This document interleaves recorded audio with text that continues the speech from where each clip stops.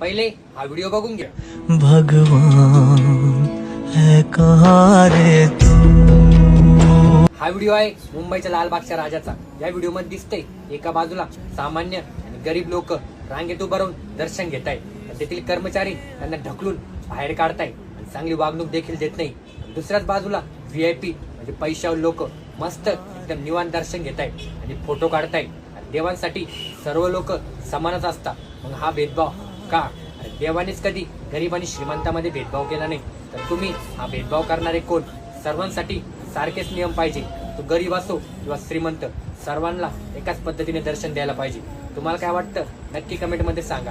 आणि हा एक गोष्ट नेहमी लक्षात ठेवा की पैसे देऊन दर्शन घेतलं तर फक्त मूर्ती दिसते, सामान्य रांगेत उभं राहून दर्शन घेतलं तर साक्षात देव दिसतो। कळलं का? हा व्हिडिओ जेवढा होईल तेवढा शेअर करा, जेणेकरून सर्वांपर्यंत हा व्हिडिओ पोहोचला पाहिजे।